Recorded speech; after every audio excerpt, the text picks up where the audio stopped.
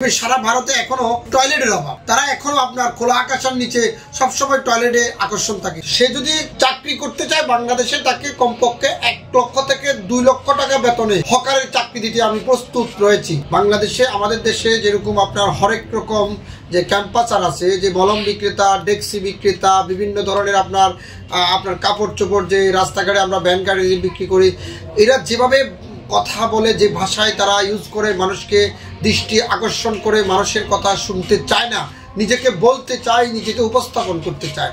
তার মধ্যে একজন ভারতে খুঁজে পাওয়া গেছে, সেটি হচ্ছে ডাক্তার মোহাম্মদ ময়ূক রঞ্জন ঘোষ। সে যদি চাকরি করতে চায় বাংলাদেশে, তাকে কমপক্ষে 1 লক্ষ থেকে 2 লক্ষ টাকা বেতনে হকারের চাকরি দিতে আমি প্রস্তুত রয়েছি। ডাক্তার মোহাম্মদ ময়ূক রঞ্জন ঘোষ এই দেশে যুদ্ধ বাঁধানোর জন্য সকল প্রকার চেষ্টা অব্যাহত রেখেছে।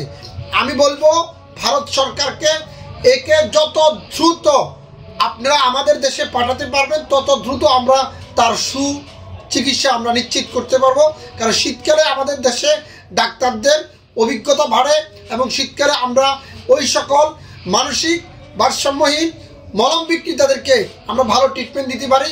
ভালো প্রশিক্ষণের মাধ্যমে তাদেরকে প্রশিক্ষণপ্রাপ্ত করে আপনাদের পশ্চিমবঙ্গে পাঠাবো, যাতে করে সে সুন্দর করে উপস্থাপনা করতে পারে। আসলে মূলত ভারতের গ্যাসের ওষুধগুলোতে মেয়াদোত্তীর্ণ হয়ে গেছে।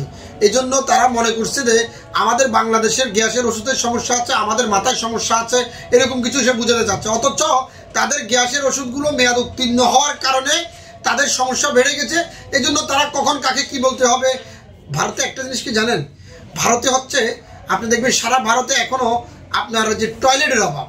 তারা এখনো আপনার খোলা আকাশের নিচে সবসময় টয়লেটে আকর্ষণ থাকে। তো এই সমস্ত নোংরা লোকদেরকে নিয়ে, নোংরা উপস্থাপকদেরকে নিয়ে কথা বলতে আমরা স্বাচ্ছন্দ্য বোধ করি না।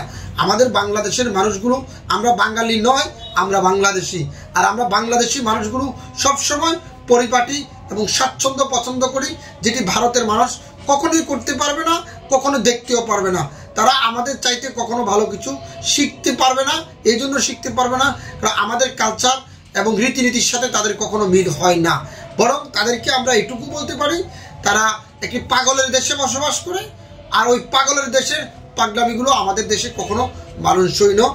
আমরা বলবো, আবারও বলছি, 2 দেশের যুদ্ধ বাঁধানোর চেষ্টা করছে এই ডাক্তার মোহাম্মদ ময়ূক রঞ্জন ঘোষ।